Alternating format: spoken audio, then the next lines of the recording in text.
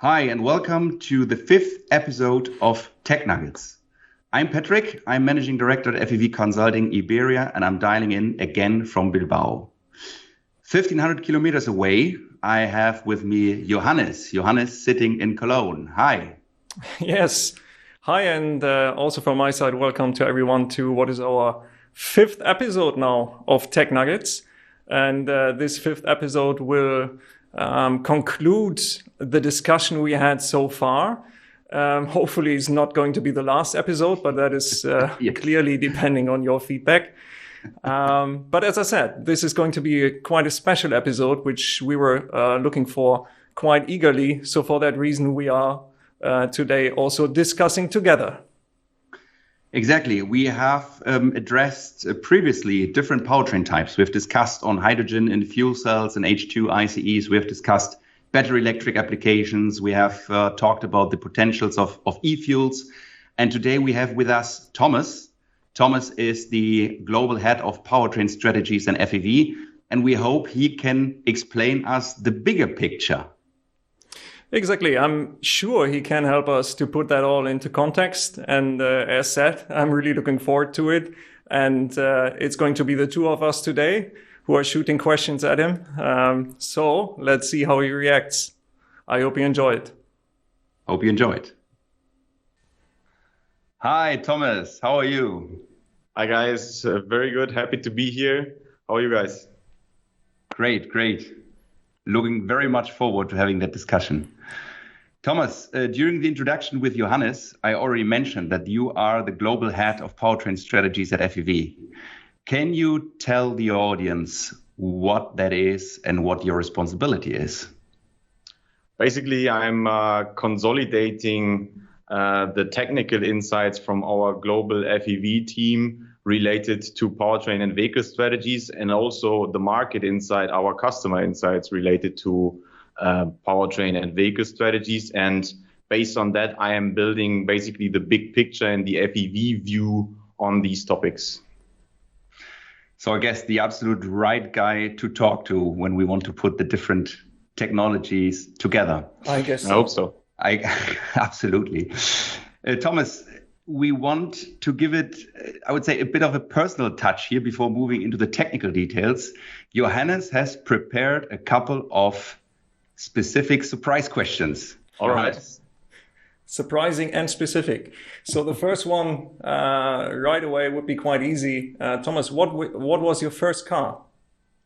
It's not that easy. I first, during my studies, drove a Opel Corsa B, a red one, by the way. And then the first one I really bought and owned was after I started working. And that was an Audi A5, 3-liter diesel, nice car. Good start. Yeah. You didn't say nice car about the first one. I feel it was my first car too, not in red though. Then next question would be, did you name any of your cars? I didn't. You should have. I had plenty of names for my cars, trust me. Then we would go with number 3. And number 3 is, Thomas, is it for you motorsports or football?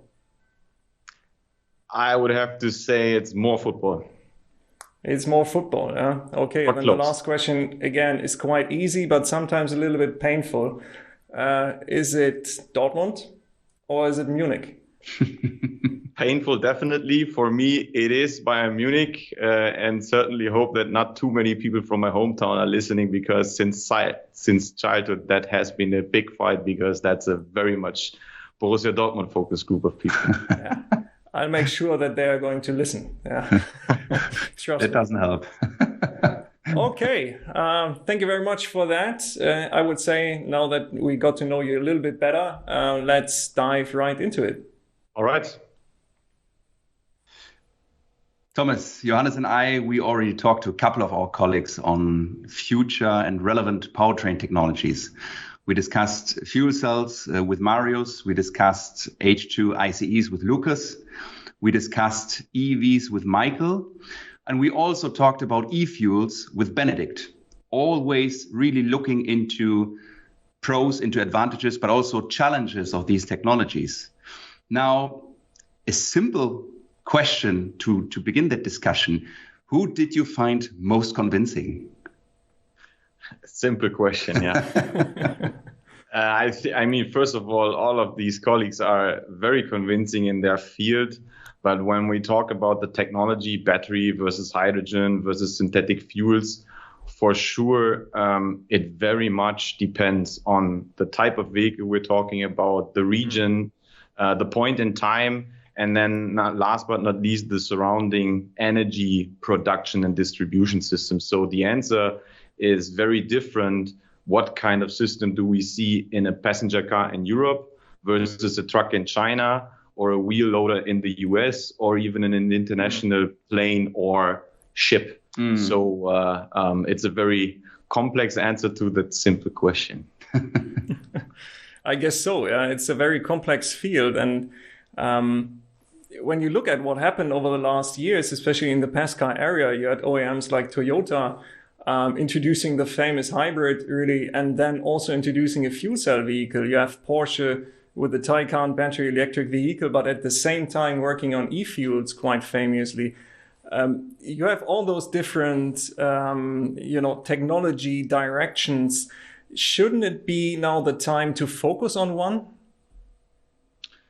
Definitely, that would be the ideal case, also in order to streamline investments and really for that specific technology to have the best possible outcome. But really, unfortunately, so to speak, we have a huge variety of applications, so that we believe for sure on the passenger car side, you will see a dominating role of battery electric vehicles. But when you go into heavier on-road vehicles, for sure, hydrogen will play a big role.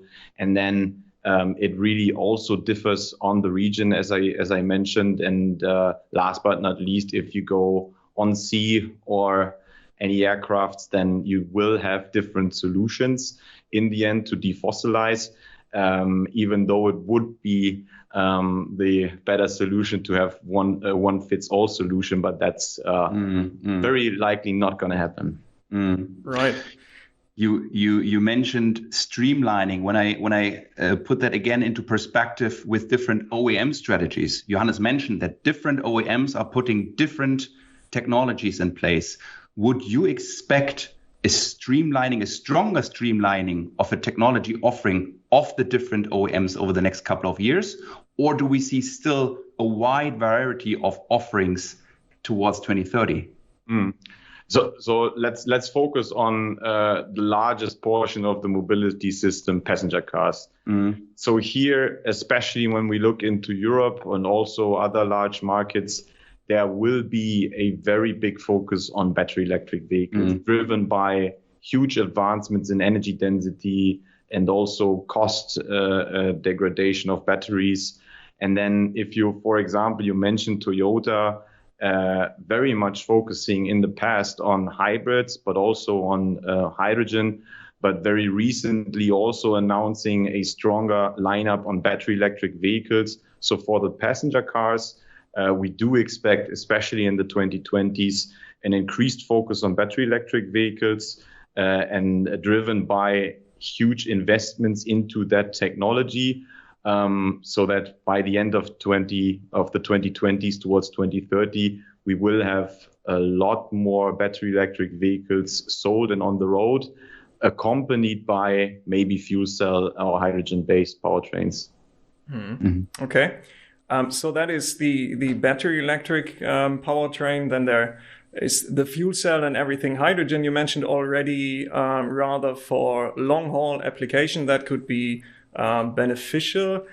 Is that correct? And what role, especially in your mind, will the hydrogen combustion engine then play? Yeah, for sure.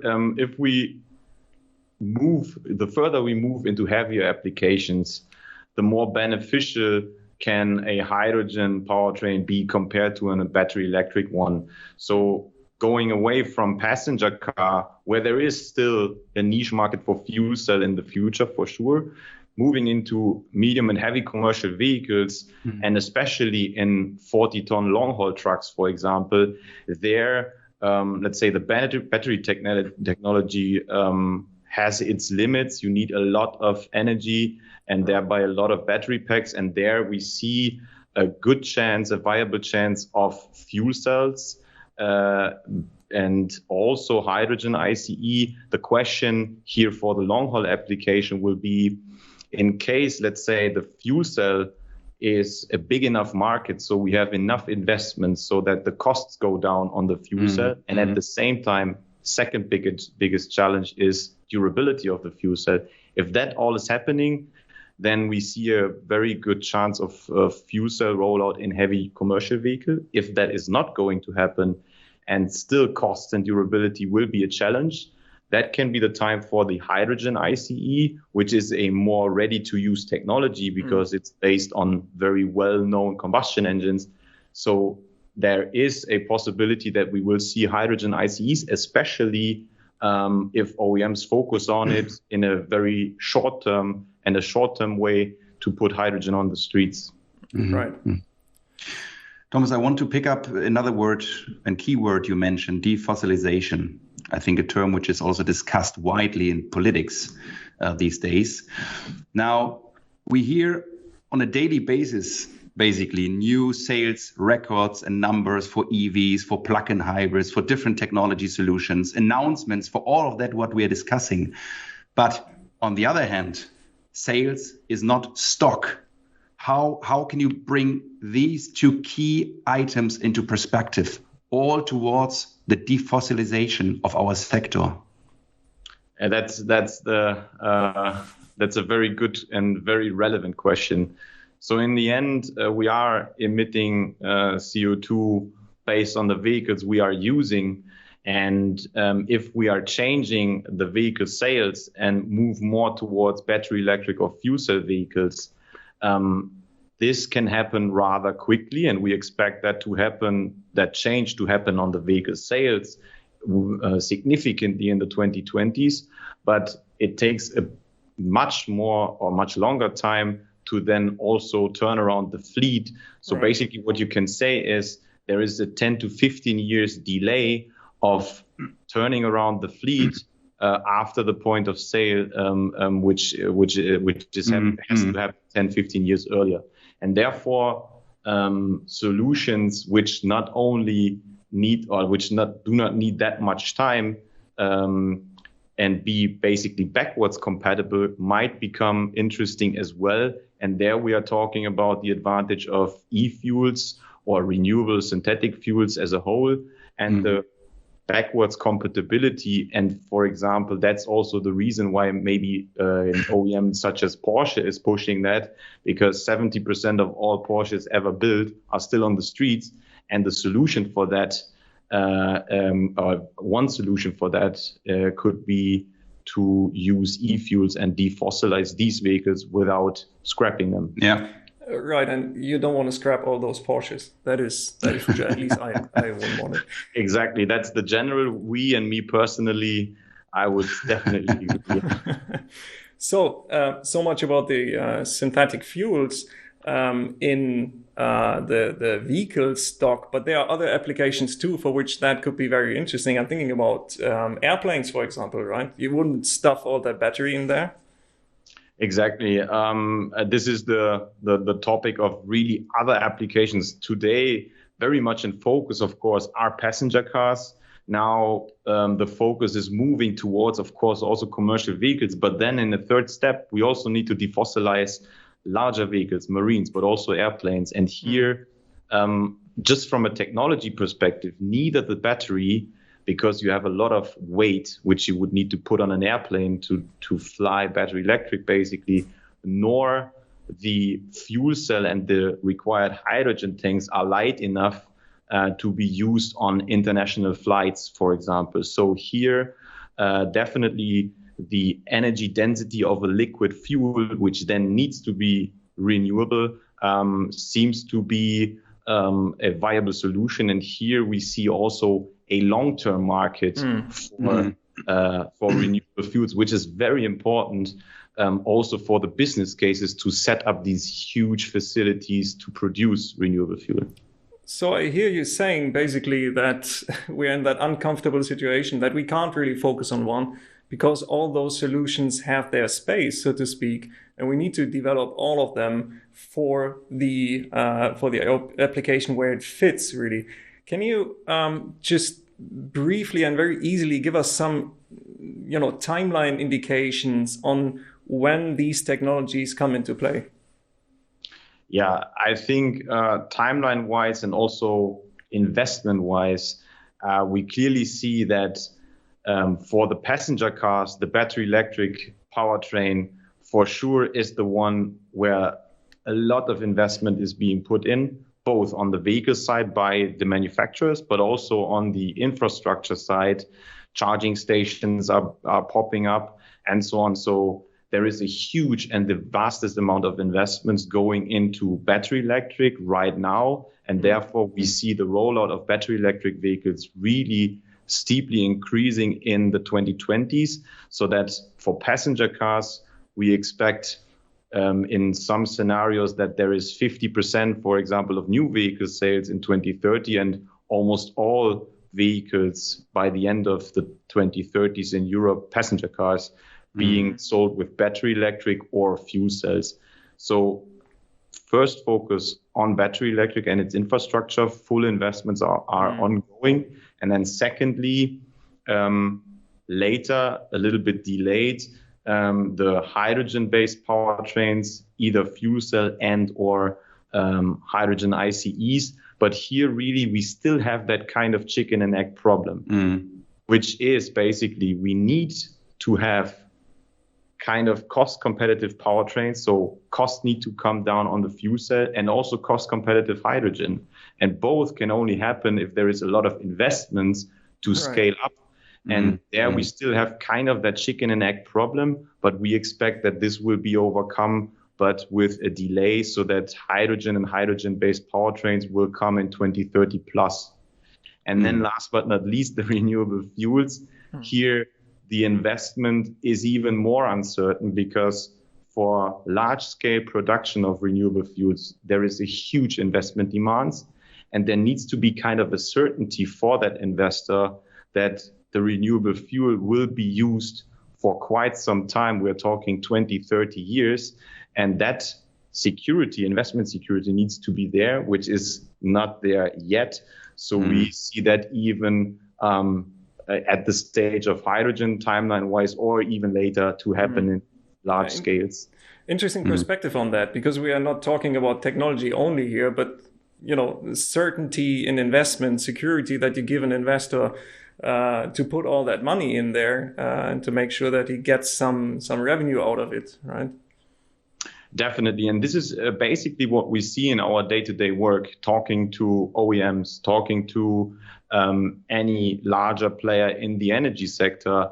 Really, the technologies are there, but really the investment to scale up and then also bring costs down.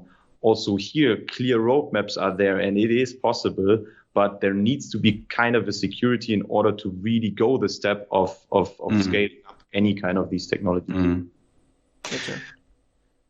Thomas, I would like to raise another point. One of the key forces behind that change in future technology, for sure, the regulators. I want to focus on the discussion on CO2 targets, which are in place already for a couple of years for passenger car applications, but also now for commercial vehicle applications. How can we control the CO2 emissions of manufacturers, and how can we basically map their fleet emissions against the targets? What are the measures and the tools to do so? And how do you do it, right? Yeah, so from a regulator's perspective, that is really a very tough question. And again, the question, do we regulate the CO2 emissions of newly registered vehicles and then take the time of the effect 10, 15 years later on a grand scheme in the fleet? This is what is happening right now. And that's the so far only doable way to control these for new vehicle sales. And then secondly, the question is, do we look at the tailpipe emissions? So a purely tank to wheel view on things, which basically says either hydrogen or battery electric vehicles are accounted as zero emission solutions, regardless where the electricity and the hydrogen is coming from. This is what is happening right now. And this is also giving kind of a security to the OEMs to invest into these technologies, but at the same time is putting a bit of pressure or is inhibiting a bit the well-to-wheel perspective and, for example, renewable fuels to be pushed a bit more to get investment security, because right now the regulator, especially in Europe, they look more on the tank-to-wheel side of things to push a certain technology and give a bit more security on there. I guess that is in reality a very, very complex thing to do due to the variety of technology solutions you have, to the differences in terms of investments and direct product costs, due to the differences in terms of fuel economy improvement potentials. Now, how do we do that? How do we work in the industry? Do we have dedicated tools for that? Definitely, and they are being built up. So I think that you're mentioning a very good point. So we do have vehicle sales on the one hand. On the far other end, we have the vehicle stock, and we need to find good tools which are not only reflecting the status quo, but how is the vehicle stock impacted by changing vehicle sales. And we at FEV, we also have that tool where we basically translate our vehicle sales forecast into how does the vehicle stock develop over time with that mentioned 10, 15 years delay. What is the energy consumption of that vehicle stock at any given point in time? What kind of energies are they using? Are they using less energy due to efficiency improvement? Big and important part. What kind of energy are they using? Is it still liquid fuels? Is it hydrogen? Is it electricity? And where is this coming from? And what is the CO2 footprint and the amount of energy required as primary energy? Right. Maybe just one additional point to this. You mentioned the regulators. Now we see, especially in Germany, but also on the EU level and in the US as well, Joe Biden, they now really very recently stipulate CO2 reduction targets for 2030, which are related to the vehicle stock.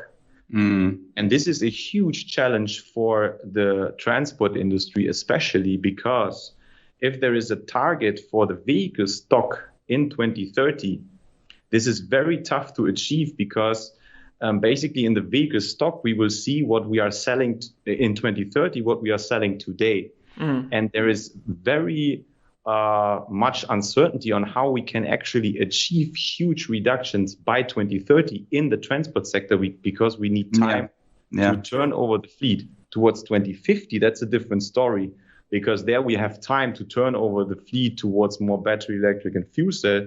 But 2030 is going to be a huge problem. This is also what our tools show, which you are mentioning. And that will be a core challenge for the years to come. Right. So I hear from that, it's a huge challenge today already, and there's certainly no time to wait for anything, right?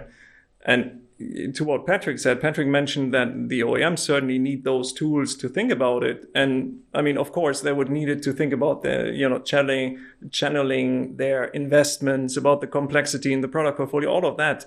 But also the impact on their stock is super important when you think about stuff like after sales profit, right? Yeah. And that is something that they also should think about today. Quite a challenge, I'd say. Definitely. I would even add, to add a point on that. You mentioned the OEMs, and let's talk about the supply base that basically affects these guys as well. They should know what they need to develop to basically target the products from the OEMs, right? I think that's a whole lot of challenge. Right. Exactly. So so far we have been focused very much on what is technologically possible.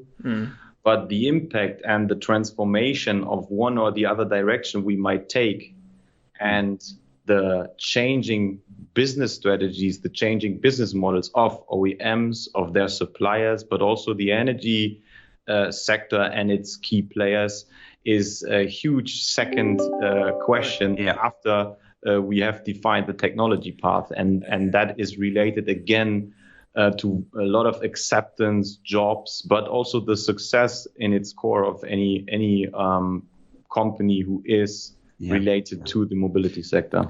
You know what, Thomas, that is certainly true. And I've just decided we're going to make a special episode about that. Right. happy to support that one as well and to give some of the insights, because again, that is the core of what we're doing. Not only look at technologies, but the business strategies to win in this transition. Yeah. Right. So then maybe the last question for today. We have talked about all these measures, all these technologies, everybody moving right now. Do you think it's enough? Can we achieve our targets with what's happening right now?